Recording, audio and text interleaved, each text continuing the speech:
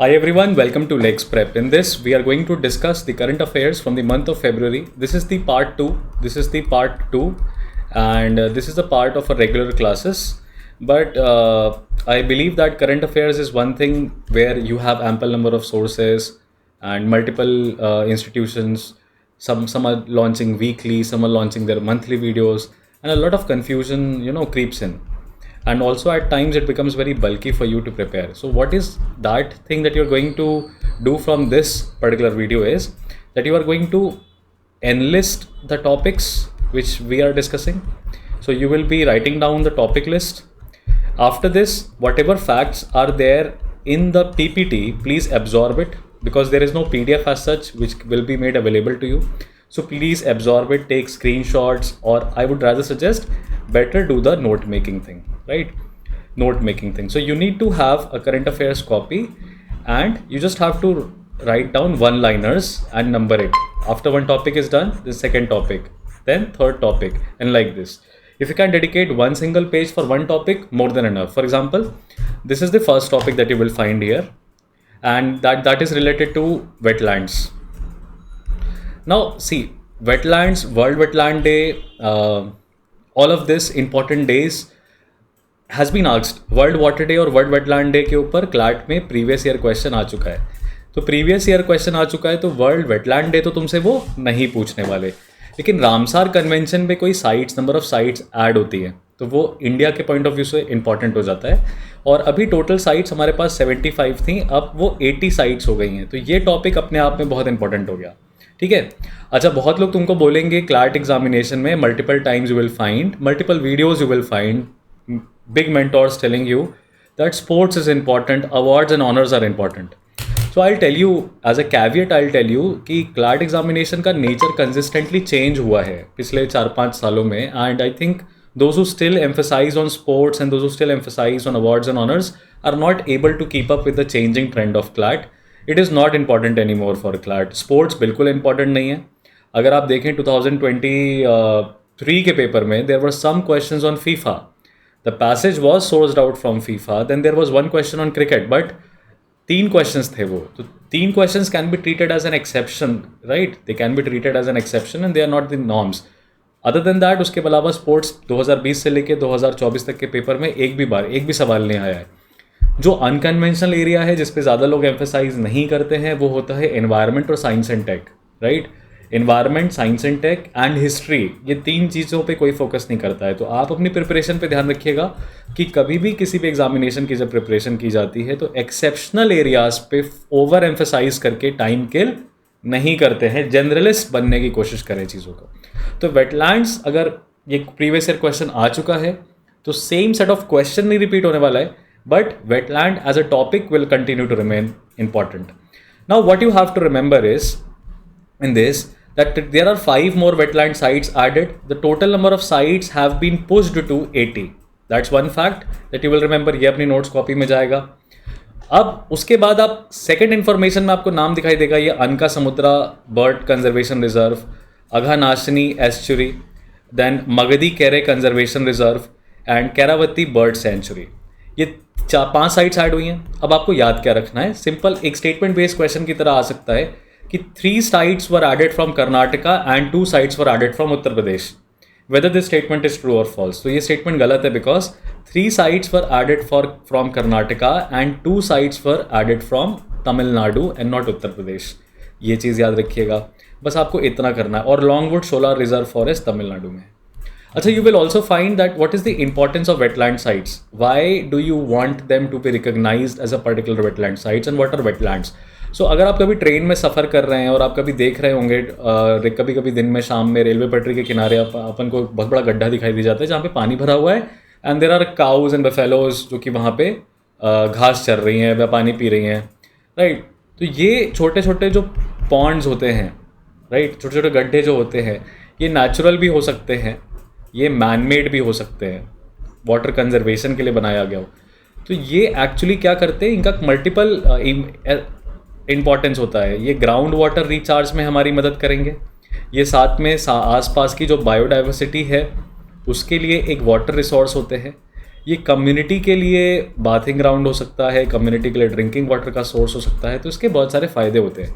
अच्छा, जब wetland site को रिकॉग्नाइज कर लिया जाता है तो इसको एक्टिवली कंजर्व करेगा अब, यानी कि स्टेट की ड्यूटी है, एक्टिवली क्या करेगा, कंजर्व करेगा। It is the duty of the state government combined with the policy of the union government that will make sure that the sites are protected. ठीक है, तो आपको दिखाई देगा कि यहाँ इन सब जगहों पे कोई एक या तो स्पीसीज यूनिक है इन वेटलैंड साइट्स के चारों तरफ, या ये पानी के लिए या लोकल कम्युनिटी के एग्रीकल्चर के लिए बहुत इंपॉर्टेंट साइट्स हैं। तो क्यों ऐड करते हैं, क्या सेंस होता है ऐड करने का, ये आपको ज़रूर पता होना चाहिए एज अ क्लाट एस्पिरेंट। ठीक है, तो आपको इंटरनेशनल एड लेने में, उनके कंजर्वेशन के लिए मनी लेने में, वर्ल्ड बैंक से आप पैसा लेना जा रहे हैं, ऑलरेडी रिकॉग्नाइज्ड वेटलैंड साइट है, आपको मिल जाएगा। दूसरा, स्टेट गवर्नमेंट को अब उस जगह को, उस लोकल जगह को प्रोटेक्ट करना ही पड़ेगा, सेंटर उसको फंडिंग देगा। तीसरा, फिर वो कम्युनिटी ड्रिवन प्रोग्राम्स होते हैं तो लोकल कम्युनिटी के लिए भी अच्छा होता है। उसके बाद रामसर कन्वेंशन के ऊपर बेसिक फैक्ट क्या है कि ये कन्वेंशन है। ठीक है, याद रखिएगा, ये कॉन्फ्रेंस नहीं है, ये किसी तरह का कोई कमिटी नहीं है, इट्स अ कन्वेंशन, मतलब कि एक इंटरनेशनल लॉ है। इट्स एन इंटरनेशनल लॉ जिसको हम कह सकते हैं मल्टीलैटरल ट्रीटी। क्या है? मल्टीलैटरल ट्रीटी है। जिन जिन कंट्रीज़ के पास अपना अपना वेटलैंड साइट्स था वो 1971 में मिले, उन्होंने अपनी एक इंटर गवर्नमेंटल ट्रीटी बना ली, गवर्नमेंट लेवल पे पार्टनरशिप है। क्या करना है? Conservation and use of wetland और उसके रिसोर्सेज को वाइजली यूज़ करना है, राइट। तो इनके क्राइटेरियाज़ कितने हैं? 9 क्राइटेरियाज़ हैं। उसमें से कोई एक भी क्राइटेरिया अगर आप फुलफिल कर लेते हैं तो आप रामसर साइट की तरह क्या कर लिए जाएंगे? ऐड कर लिए जाएंगे। और आपको दिखाई देगा 20,000 से ज़्यादा वाटर बर्ड्स और बायोलॉजिकल डाइवर्सिटी वाली साइट्स को ये लोग क्या कर चुके हैं? रिकग्नाइज कर चुके हैं। ठीक है, इंडिया ने ऑलमोस्ट 11 साल बाद इसको रेटिफाई किया। सबसे ज़्यादा साइट्स कौन से स्टेट से हैं? ये क्वेश्चन बाकी कॉम्पिटिटिव एग्जामिनेशंस में पूछा जा चुका है, क्लैट पे नहीं आया है। तमिलनाडु से सबसे ज़्यादा साइट्स हैं, उसके बाद यूपी से।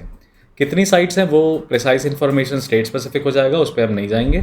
वर्ल्ड वेटलैंड डे 2 फरवरी है। इस बार की थीम है वेटलैंड्स एंड ह्यूमन वेलबींग। याद रखेंगे इस चीज़ को, वेटलैंड्स एंड ह्यूमन वेलबींग इस बार की थीम है। तो ये फरवरी का पहला टॉपिक जो है हमारा रामसर कन्वेंशन वाला कंप्लीट होता है। Moving to the next topic now again, जैसे मैंने आपको बताया कि इंडिया में साइट्स कितनी हैं, कितनी इंपॉर्टेंट है, तो तमिलनाडु में ज़्यादा, फिर उसके बाद आपको दिखाई देगा यूपी में। इंटरनेशनली अब 2 तरह से सवाल पूछे जा सकते हैं। एक कि किस कंट्री में लार्जेस्ट एरिया है वेटलैंड कंजर्वेशन के अंदर, राइट। अच्छा, नंबर ऑफ साइट्स का ज़्यादा होना और एरिया का ज़्यादा होना, दोनों में डिफरेंस आप समझ सकते हैं। तो यूनाइटेड किंगडम देखिए कितनी छोटी सी कंट्री है, लेकिन उसके पास जो वेटलैंड साइट्स हैं गिनती में वो सबसे ज़्यादा रिकॉग्नाइज्ड है रामसर कन्वेंशन के अंदर, एंड क्लोज टू 175 साइट्स। तो UK is the country with maximum number of Ramsar sites, followed by Mexico with 142 sites. ठीक, area wise if you talk about, then it is Bolivia which has the largest area of 1,48,000 square kilometres. It might be having a lot of freshwater resources or water conservation. People are very sensitive for it. Followed by Canada, Chad, Congo and Russia with over around 1 lakh square kilometers. So CCCR. तो BCCCR ऐसे याद रख सकते हैं आप। तो BCC British, BBC याद होगा अपने को, तो अपन ऐसे BCCCR याद कर सकते हैं। That it's basically Bolivia, then it is Canada, Chad, China and Russia. ठीक है, sorry, Congo and Russia. So BCCR has no China. Now these are the mnemonics that you will try to create. Coming to the next topic, so in the site I have added this very beautiful you can say map of PMFIS, and there are around 80 sites. And in the class I have told the students that you can particularly focus on the lakes and you can write their states. ठीक है, for example, where is Harike Lake, right? Where is Chilika Lake? Where is Chilika Lake? Where is Loktak Lake? Where is Loktak Lake? Where is Rudra Sagar? Where is Rudra Sagar? Right? Where is Deepor Beel? Deepor Beel. Now these are the questions, very common questions they continuously ask. Okay, all the examinations they continuously ask. So you can work on these areas and then you can further research कि कितने natural हैं, कितने man-made हैं. But then it's like going too much into the depth. Coming to the next topic. Now you see, President of India has recently highlighted the importance for heritage tourism in India. In heritage tourism in India, we have to study about Prasad scheme. We have to study about Swadesh Darshan scheme. What is Swadesh Darshan scheme? And we also have to study about Archaeological Survey of India because it is a part and party to heritage tourism. We also will study about National Tourism Day, which is different from World Tourism Day, which is different from World Tourism Day. Then we also need to understand about United Nations World Tourism Organization. Dekho Apna Desh initiative is important in it. The theme for National Heritage Day, National Tourism Day is important, 25th January, Sustainable Journeys and Timeless Memories. And you will find here that Bharat Gaurav trains are announced for Jagannath, for Ambedkar, for Himalaya and for Ramayana circuits. So what is the purpose of Bharat Gaurav trains? Why are they being announced? What are the circuits involved? And how many of the circuits are started? How many circuits are still under construction? Then there is a recent director of Archaeological Survey of India, Yaduvir Singh Rawat, right? There are a lot of other directors also that you will see in news. And this piece of information is very important because 2023 से लेके 2024 में जब आप ध्यान से देखेंगे गत एक साल में 3 डायरेक्टर्स जो हैं आर्कियोलॉजिकल सर्वे ऑफ इंडिया के डायरेक्टर जनरल जो मेन बॉडी वो बदल चुके हैं. फिर आपको ये भी पता होना चाहिए कि United Nations World Tourism Organization हम मनाते हैं. उसी के चक्कर में उसी वजह से 27 सितंबर को हर साल हम लोग वर्ल्ड टूरिज्म डे भी मनाते हैं और इस बार की थीम है टूरिज्म एंड पीस और 2024 में जॉर्जिया में इवेंट होने वाला है. अच्छा, फिर आपसे पूछेगा कि United Nations World Tourism Organization के सेक्रेटरी जनरल कौन है, तो आप उसका नाम बोलेंगे जुराव पोलोलिकाश्विली. तो जुराव की गोली, it will help you in remembering. Robert लंगोटी इट्स रॉबर्ट लोनाटी, बट रॉबर्ट लंगोटी is the first secretary general. And इनके रीजनल ऑफिसेस कहाँ पे हैं? सऊदी अरेबिया में है, क्योंकि यहाँ पे हेरिटेज साइट है Mecca Medina, religious heritage tourism. और नारा जापान, तो जापान में आप जानते ही हैं कि हेरिटेज और एंशेंट कल्चर को कितना ज़्यादा वो करते हैं. अच्छा, इसका हेडक्वार्टर देखिएगा मैड्रिड स्पेन में है, हट के है थोड़ा हेडक्वार्टर. तो हमें UNWTO को कभी कंफ्यूज नहीं करना चाहिए कि वो न्यूयॉर्क और वाशिंगटन DC ना मार्क कर दें. आप याद रखिएगा मैड्रिड स्पेन. अब स्पेन भी आप देखेंगे पुरातन कंट्री है, ठीक है. अच्छा, स्पेन में एक एरिया है जहाँ पे प्रोटेस्ट चलता रहता है जिसको आप कैटेलोनिया के नाम से जानते हैं, ठीक है. Catalonia is a city where the protest are going on और रिलीजियस सॉर्ट ऑफ प्रोटेस्ट है. स्पेन के कल्चर से ये Catalonians do not agree and all of this. And this is important, you know why it is important, because geographical locations related अगर information, अगर आपको geography, particularly political geography, if you are aware about, okay. तो कोई आपसे पूछे suddenly कि Zimbabwe की capital क्या है, एंड सडनली आपसे कोई पूछ दे पेपुआ न्यू गिनी की कैपिटल क्या है, सोलोमन आइलैंड्स की कैपिटल क्या है. हाइती में प्रोटेस्ट चल रहा है, as you know already Haiti में प्रोटेस्ट चल रहा है. तो कोई आपसे ये नहीं पूछेगा कि हाइती में प्रोटेस्ट का कारण क्या है. CLAT is not going to ask you this because Haiti का protest is a localised protest, it's not an international protest, okay. But then they will ask you Haiti का कैपिटल क्या है, हैती में military coup हुआ है तो कौन prime minister था, रिजाइन किया. उसी तरीके से United Nations World Tourism Organization और जो भी हम सर्किट यहाँ पे देख रहे हैं, जो डेज देख रहे हैं, उसकी बहुत जनरल इन्फॉर्मेशन है. एक बड़ा कॉमन सा क्वेश्चन है कि फादर ऑफ इंडियन आर्कियोलॉजी किसको कहा जाता है. तो फादर ऑफ इंडियन आर्कियोलॉजी उसी को कहा जाता है जिसने कि क्या किया है, आर्कियोलॉजिकल इंस्टीट्यूट ऑफ इंडिया जो है उसके पहले डायरेक्टर जनरल जो थे जब 1861 में ये बनाया गया. फिर आपसे पूछेगा कि आर्कियोलॉजिकल सर्वे ऑफ इंडिया के अंदर क्या क्या पावर्स है और किसके स्टैट्यूट्स के अंदर पावर है आर्कियोलॉजिकल सर्वे ऑफ इंडिया के पास. तो इस तरह की चीज़ों को आप नज़रअंदाज यूजली न्यूज़पेपर्स में कर देते हैं और वहाँ पे हमारे सेशंस जो हैं वो आपको फ़ायदा देगा. Again, I am telling you, each and every piece of information has been extracted from the newspapers, and most of the institutions will tell you to read the Hindu or Indian Express. I used to tell everybody to read the Hindu, but now I have realized, after 5 years of my CLAT experience, I have realized that one newspaper is not enough and 2 newspapers are not possible. So it is very important that a student gets pinpointed information. Even if the student is not reading the newspapers, then through classes and through practice, we try to fill the gap. So that is the entire intent of these sessions also. And definitely I cannot take the entire 1 hour session because then it would be too boring for you. But then you can get the gist of the classes, the kind of classes. Class 3 घंटे 3.5 घंटे की चलती है current affairs की, और topic जब तक ख़त्म नहीं होते तब तक चलती रहती है. 2 घंटे में रैप नहीं करते, बिकॉज मैंने देखा है बाकी इंस्टीट्यूशंस में क्या होता है, 10 तो टीचर्स हैं जीके के उनको 2 घंटे की क्लास लेनी है, उनको एक बनी बनाई स्लाइड मिल गई, वो आए फटाफट पढ़ाए, अपना अपना फेवरेट टॉपिक पढ़ाए और चले गए। उनको इससे मतलब नहीं है कि बच्चे को कितना समझ में आया या क्लैट क्या पूछेगा। Most of the GK teachers that I have seen in the industry do not even belong to this field. उन्होंने ना तो क्लैट की कभी तैयारी की, ना कभी क्लैट दिया। इनफैक्ट ऐसे भी जीके के टीचर्स हैं जिन्होंने पास्ट ईयर पेपर भी नहीं दिया। बहुत देखो, बहुत गिनती के जो सेलेक्टेड जीके के टीचर्स हैं क्लैट में जिनका नाम है, वो ऑलरेडी वो हैं क्योंकि वो सिर्फ क्लैट के ही स्टूडेंट्स को जीके पढ़ा रहे हैं। Otherwise maximum 99.9% of the teachers, अगर आपके कोई लोकल सेंटर में आप हो किसी शहर के, और वो उस शहर का गढ़ नहीं है, वो उस कोचिंग का गढ़ नहीं है, हेड क्वार्टर नहीं है, तो वहाँ पे आपको जो जीके का टीचर मिलेगा एक बार उससे पूछेगा कि आपने आपके जीके के टीचर से कि आपने कब क्लैट दिया था। तो ये एक सिचुएशन होती है because as an aspirant of civil services examination, as an aspirant of NDA examination, as an aspirant of CLAT examination, there is a huge gap in the teaching manner, in the pedagogy and the kind of questions that they ask. जैसे मैंने आपको Catalonia वाला बताया, तो Catalonia वाला जो segment है वो न्यूज़पेपर में रहता है। It is a very common question to be asked in UPSC द्वारा कराए गए एग्जामिनेशंस, एनडीए में पूछ सकता है, ठीक है। लेकिन ये क्लैट क्या पूछेगा कि ये यूएनडब्ल्यूटीओ का हेडक्वार्टर कहाँ पे है, या रिसेंटली स्पेन में कौन सा एरिया है, कौन सी सिटी है जहाँ पे डिस्प्यूट रहा, या स्पेन की कैपिटल क्या है। यहाँ तक आपसे सवाल सीमित रहेगा।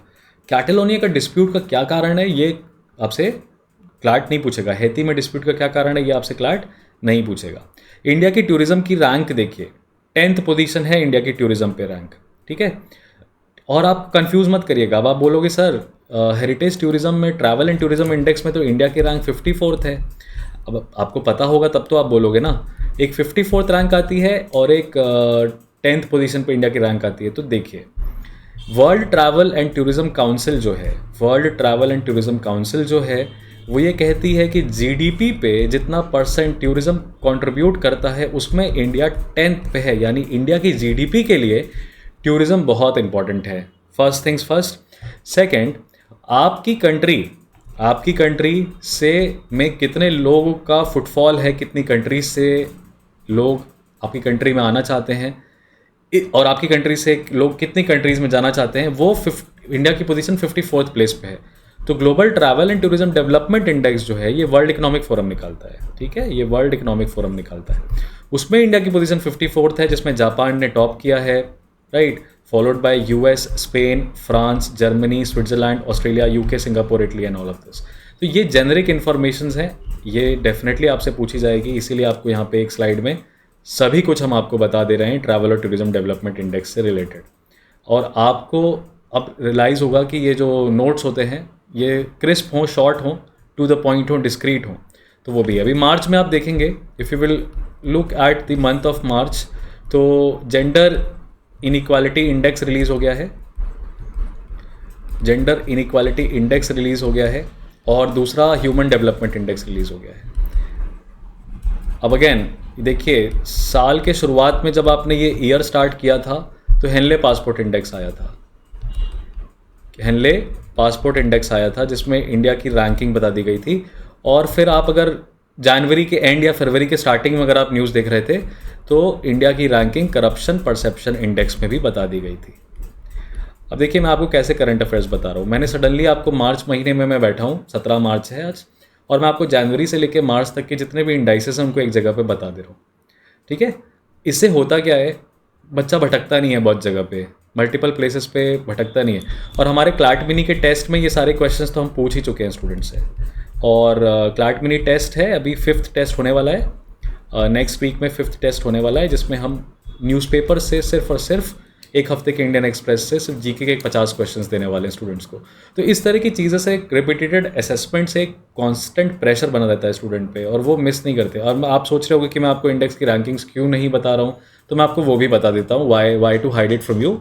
सो बहुत ही सिंपल है। देखिए, 4 3 1 ऐसे याद रखेंगे, 1 3 4 4 3 1 पीछे से।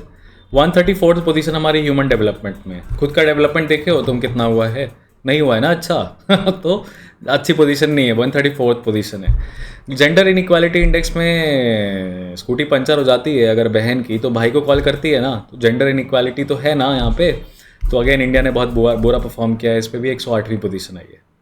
इस साल की सबसे अच्छी खबर क्या थी? Multi dimensional poverty index 27 crore, 22 crore, 24 crore लोगों को गरीबी से बाहर हटा दिया। यूपी में सबसे ज़्यादा गरीबी हटा दी है, वो भी अर्बन एरियाज़ में। सबसे अच्छी न्यूज़ तो यही थी, और इंडिया ने इनके डेटा को माना भी नहीं। हालांकि अपना खुद का डेटा निकाल देती है NITI Aayog, national multi dimensional poverty index निकालती है, international multi dimensional poverty index को फैक्टर नहीं करती। बट ये इंडेक्सेस के ये पोजीशंस को इंडिया ने स्वीकार भी किया है और प्रेस इन्फॉर्मेशन ब्यूरो ने छापा भी है। हेनले पासपोर्ट इंडेक्स में बड़ी कंफ्यूजिंग है, साल भर में 2 बार आ जाता है ये कभी कभी। तो इंडिया की पोजीशन एक्चुअली में अभी 85th है, कभी 84th हुई थी, फिर लास्ट ईयर के एंड मंथ्स में 2023 में 80th पोजीशन पे था, सरक गया है नीचे। ठीक है, despite the fact that Indian काफ़ी ज़्यादा कंट्रीज़ में टूरिस्ट भेजता है, बट फिर भी इंडेक्स में रैंक इसकी कम है इंडिया की। इस वजह से इंडिया ने हेनले पासपोर्ट इंडेक्स के रैंक को क्रिटिसाइज़ भी किया, और इंडिया ने कहा है कि अगर हम एक्चुअली में देखें तो हम टॉप 20 कंट्रीज़ में आते हैं, but then that is to be seen, right. Corruption perception index में इंडिया की रैंक 93rd है। सो इतने कॉम्प्रिहेंसिवली आपको सारा पीस ऑफ सारा सोर्स ऑफ इन्फॉर्मेशन एक ही जगह पे मिल जा रहा है, and please then you understand the utility of the discussions. Okay, आगे देखिए, यूरोपियन यूनियन ने एक लॉ पास कर दिया है on nature, farmers near red tapism. अब क्या होता है रेड टेपिज्म, क्यों कर रहे हैं फार्मर्स, और क्या इसके बीच में what is the parallels with Indian farmer protest, right, what are the parallels with Indian farmers protest and Indian farmers protest में वर्ल्ड ट्रेड ऑर्गेनाइजेशन और मिनिमम सपोर्ट प्राइस MSP को लेके क्या ट्रेंड एंड डिबेट्स हैं, वो सब class का part है, उसको मैं आपके साथ ऑब्वियसली डिस्कस नहीं करूँगा, and I would not be discussing everything for free of cost, because then this is the essence of the classes and everything, कि क्या दोनों के बीच में कंपैरिजन है। क्लाट एस्पिरेंट को पता होना चाहिए, क्योंकि ये क्वेश्चन तुमको जीके में कोई पूछेगा नहीं। एक लॉ है जिसको पास किया है यूरोपियन यूनियन में, अब बेल्जियम में प्रोटेस्ट चल रहा है, नीदरलैंड में प्रोटेस्ट चल रहा है, डेनमार्क में प्रोटेस्ट चल रहा है, फ्रांस में प्रोटेस्ट चल रहा है, फार्मर्स का ट्रैक्टर लेके खड़े हैं, स्पेन में भी प्रोटेस्ट चल रहा है, ट्रैक्टर्स लेके खड़े हो जा रहे हैं, मिट्टी फैला दे रहे हैं एम्बेसी के सामने, इस तरह की चीज़ें कर रहे हैं। और एट द सेम टाइम आपको इंडिया में भी दिखाई देगा। तो यूरोपियन यूनियन कह रहा है, एक्चुअली क्या है वो भी जान लो, चलो सुन ही लो। अब यूरोपियन यूनियन ये कह रहा है कि देखो farmers, the point is that whatever land that you have to make sure that 1/5 of that piece of land that you have, वहाँ पे तुमको एफॉरेस्टेशन करना है, पेड़ लगाना है, और वो लैंड का 1/5 हिस्सा हम रेगुलेट करेंगे, हम बताएंगे कि वहाँ पे खेती करोगे कि पेड़ लगाओगे, right. So European Union being a capitalist organisation is interfering into the individual properties, but why? Because European Union को भी 2050 तक क्या करना है, क्लाइमेट चेंज के टारगेट्स को अचीव करना है, और उसके लिए बहुत इंपॉर्टेंट है कि वो पेड़ लगाए, बिकॉज पेड़ जो होते हैं वो कार्बन डाइऑक्साइड को अब्जॉर्ब करते हैं और कार्बन सिंकिंग में मदद करते हैं। और जाहिर सी बात है कि फ्यूल वुड जो है, लकड़ी जो है, इनके लिए बहुत इंपॉर्टेंट होती है। तो सारे जंगल ही काट दोगे तो लकड़ी कहाँ से बचेगी?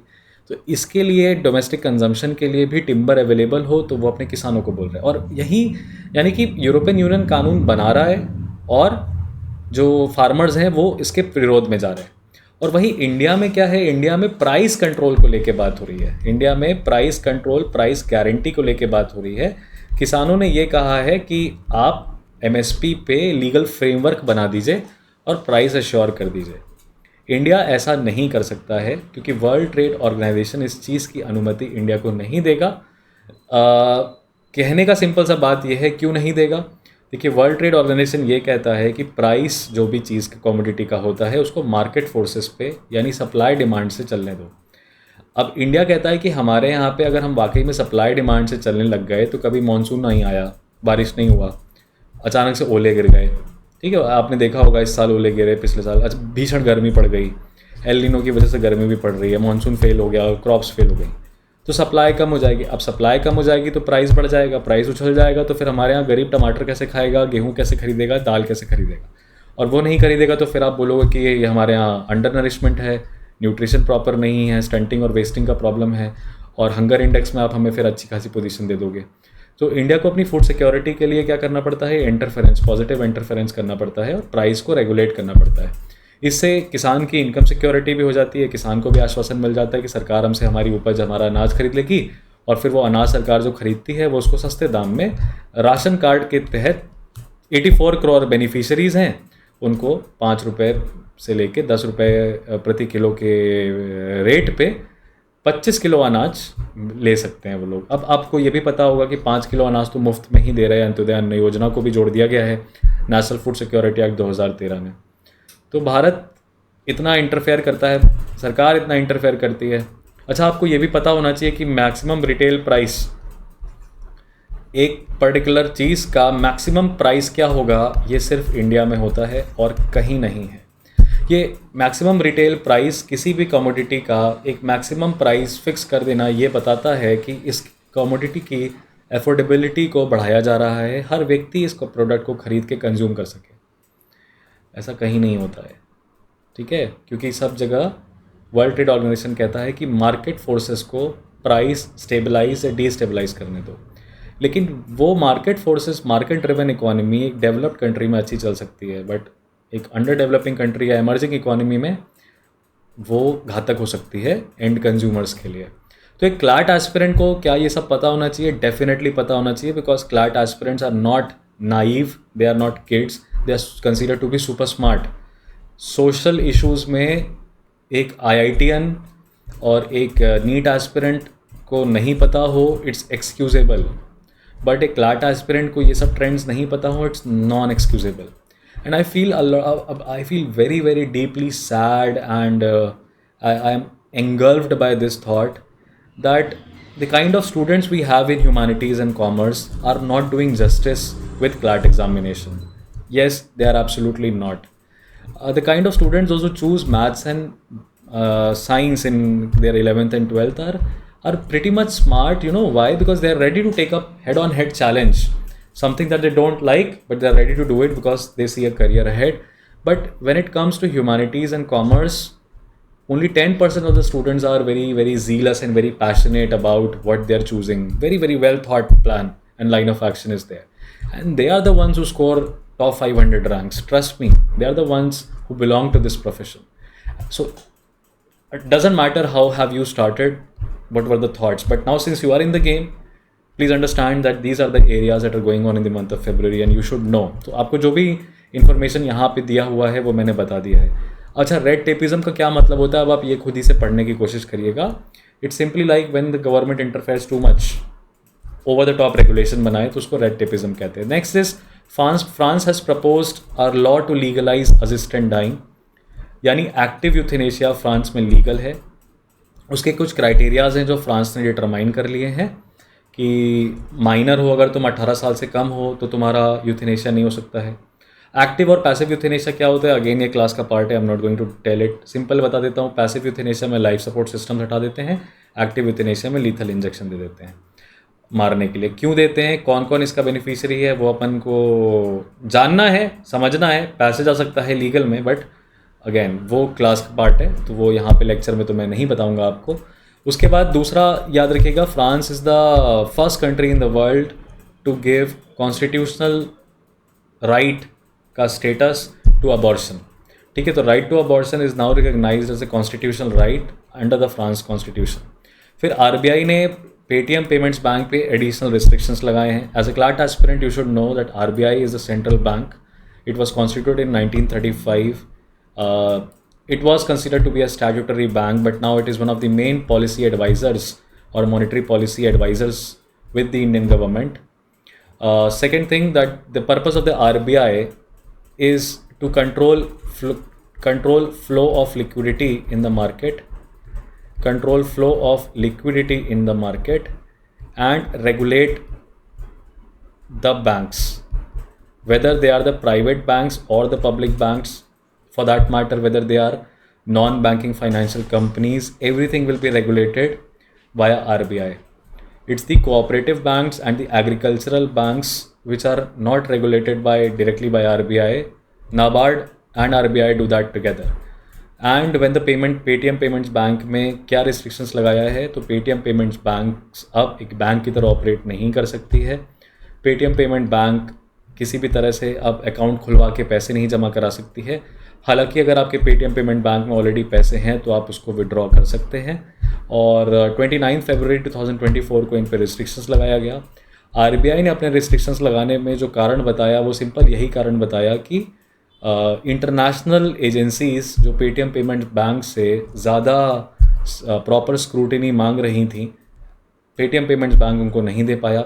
अब इसमें अब जो आपको पता होना चाहिए जो मतलब गहराई की बात वो है कि यूनाइटेड स्टेट्स ऑफ अमेरिका और चाइना का अपना जो फाइनेंशियल फ्रंट पे जो वॉर चल रहा है इस समय, ठीक है, उसकी चपेट में आ गया है पेटीएम पेमेंट्स बैंक। देखिए यहाँ पे आरबीआई अगर पेटीएम पेमेंट्स बैंक के ऊपर रिस्ट्रिक्शन लगा रहा है तो इसमें बहुत ज़्यादा financial intelligence unit of America का प्रेशर है।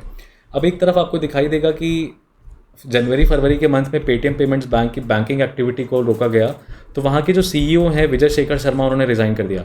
अच्छा, आपको ये भी देखने में ताज्जुब होगा कि आज ही के पेपर में 17 मार्च के पेपर में ये बताया गया है कि एनपीसीआई, ठीक है, national payment corporation of India, काफ़ी ज़्यादा असिस्टेंस दे रहा है, एक्टिव असिस्टेंस दे रहा है पेटीएम को, अकाउंट एग्रीगेटर और इस तरह की चीज़ों के लिए। तो आपको ये सब देखना पड़ेगा कि एक तरफ हम अमेरिका के दबाव में आके अपनी कंपनी को, अपने देश की कंपनी को दबा भी रहे हैं, दूसरी तरफ दूसरी बॉडी जो यूपीआई पेमेंट्स को देखती है वो किस तरीके से पेटीएम को सपोर्ट कर रही है कि ये कंपनी ख़त्म ना हो जाए, ठीक है। और ये आरबीआई के पास पावर है section 35A of the banking regulation act of 1949 के अंदर। नचिकेत मोर कम्युनिटी आई थी 2013 में, जिसने बताया था कि हमें कुछ ऐसी पेमेंट्स बैंक बनानी पड़ेंगी जो फाइनेंशियल इंक्लूजन में भारत की मदद करेंगी। अब ये पेमेंट्स बैंक एक बैंक तो नहीं होगी, क्योंकि इसमें आप 2 लाख तक का ही डिपॉजिट कर सकते हैं, ये डेबिट कार्ड इशू कर सकती है, लेकिन ये किसी भी तरह का क्रेडिट फैसिलिटी, लोन फैसिलिटी नहीं दे सकती हैं। तो ये चीज़ आपको पता होनी चाहिए, ठीक है। उसके बाद क्या एडिशनल कर्व्स हैं, पेरेंट कंपनी का नाम पूछ सकता है क्लैट, 197 कम्युनिकेशंस है पेटीएम की पेरेंट कंपनी का नाम, ठीक है। उसके बाद अतिरिक्त इन्फॉर्मेशन तो मैंने आपको लगभग बता ही दी है, और यहाँ पे आप देखेंगे कि उसका इंटरनेशनल डायनेमिक्स क्या है। फिर ब्रिक्स में एडिशनल मेंबर्स ज्वाइन कर लिए गए हैं, और ये वैसे तो न्यूज़ सितंबर 2023 की है, बट हम इसको 2024 में इसलिए पढ़ रहे हैं क्योंकि 1 जनवरी 2024 से ये मेंबर्स जो हैं वो ज्वाइन करेंगे। अब इन 5 मेंबर्स की अगर हम बात करें तो ब्रिक्स को अगर आप करेंटली देखिए तो आपने ऐड कर लिया है ईरान को, यूएई को और सऊदी अरेबिया को। ये 3 ऑयल प्रोड्यूसिंग कंट्रीज़ हैं, biggest oil producers in the world हैं। तो ब्रिक्स में ऑयल के ऊपर, अच्छा, ब्रिक्स अगर कोई आपसे पूछे कि क्या ये क्लाइमेट चेंज के ऊपर एक्टिवली बात करेगा, तो ये क्लाइमेट चेंज के ऊपर ज़रूरी तरीके से बात करेगा, एफर्ट्स लेगा, लेकिन ये अपने तरीके से, अपने लहजे में बात करेगा, क्योंकि ये ब्रिक्स नेशंस वही देश हैं जो ये समझते हैं that they are sensitive towards climate change, but they are not ready to take the responsibility for the climate change all on their own, because they know that these are the countries who have industrialized themselves very recently, barring Russia। 1950s के बाद ही ये countries का industrialisation start हुआ है, और पिछले गत 20-25 सालों में ही इन लोगों को कार्बन एमिटर की तरह देखा जाने लगा है। तो ऐतिहासिक रूप से 1850 से लेकर 1950 तक जिसने क्लाइमेट चेंज कॉज किया वो वेस्टर्न इकोनॉमीज़ हैं, और उनकी फाइनेंशियल रिस्पॉन्सिबिलिटी है कि वो ब्रिक्स नेशंस को या voice of the global south को पैसा प्रोवाइड करें। ये एक एरिया है जहाँ पे ब्रिक्स वेस्टर्न के इकोनॉमी के अगेंस्ट जाता है। अब ब्रिक्स क्यों एक्सपैंड होना चाह रहा है, जाहिर सी बात है, देखिए BRICS voice of the global south को तो रिप्रेजेंट करता ही है, कहीं ना कहीं वो मल्टीलैटरल ऑर्गेनाइजेशन की तरह काम करता है, जहाँ पे नज़रअंदाज किए गए जो जोग्राफिकल एरियाज़ हैं, साउथ अमेरिका है, अफ्रीका है, जिनको यूनाइटेड नेशंस नहीं सुनता, जिनकी G20 नहीं सुनता, जिनकी G7 नहीं सुनता, जिनकी यूरोपियन यूनियन नहीं सुनता, उन कंट्रीज़ को ब्रिक्स में जोड़ा जा रहा है। अब ब्रिक्स के एक्सपेंशन में आपको पता चल जाएगा कि 23 कंट्रीज़ इंटरेस्टेड हैं। अब अगर ब्रिक्स में ये 23 कंट्री जोड़ दी गई तो G20 की टक्कर में यहाँ आ जाएगा। तो ये इससे रिलेटेड जो ज़रूरी आंकड़े हैं कि 41% global population, 24% global GDP, 16% global टेव in comparison to what is the position with G20, ये सब आपको पता होना चाहिए। And trust me dear, CLAT के मोस्ट प्रोबेबल एरियाज़ हैं ये, तो ये चीज़ आपको पता होनी चाहिए, इसको आप लिख लेंगे, ठीक है। क्या ऐसे होती है डिसीजन मेकिंग ब्रिक्स के अंदर, ये सब हमारे एडिशनल डिस्कशन का पार्ट है। अगेन मैं वही चीज़ बताता हूँ जो क्लैट के लिए ज़रूरी है, जो क्लैट के लिए ज़रूरी नहीं है I won't be including you in all of this discussion. मैं हमेशा आपसे कह रहा था कि statement based questions are not ruled out, please do not mug up facts, please understand the context of every current affairs that you see. जिन बच्चों ने वो बात सुनी उनको क्लैट 2024 में 20 नंबर लाने में कोई दिक्कत नहीं हुई, लेकिन जो बच्चे अपनी ही दुनिया में थे और फोकट के टीचर्स की फोकट की बातें सुन रहे थे, फालतू के स्पोर्ट्स और फालतू के साइंस एंड टेक पे नज़र लगा रहे थे, भाई दुखता है दिल मेरा देख के, क्योंकि 12 नंबर 10 नंबर भी नहीं आए। वही बच्चे हैं वो जो गरिया रहे थे क्लैट को। There were bunch of students who were very happy after seeing CLAT का पेपर, जीके का paper, and there were bunch of students who were pretty much frustrated with CLAT का paper because you are misguided. तुमको पता ही नहीं है CLAT क्या पूछेगा। अब तुम बीटेक किए हुए टीचर से पूछ रहे हो, पढ़ रहे हो जाके यूपीएससी क्लियर किए हुए टीचर्स आके तुमको इकोनॉमिक्स पेल रहे हैं क्लास में कि इंडियन इकोनॉमी क्या होती है, और कोटा से में नेशनल यूनिवर्सिटी में कोटा लेके पढ़े हुए टीचर्स आके बता रहे हैं जीके में क्या पढ़ना चाहिए क्या नहीं पढ़ना चाहिए। तो दिक्कत होता है।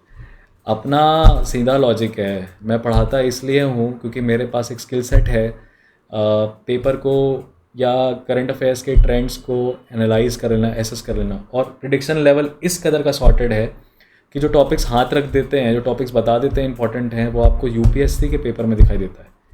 क्वेश्चंस हम नहीं प्रेडिक्ट कर सकते because I am not the examining body, but I can tell you in brief कि ये 100 टॉपिक्स हैं जहाँ से क्लार्क सवाल पूछ देगा, और most of them get repeated and reflected in the paper.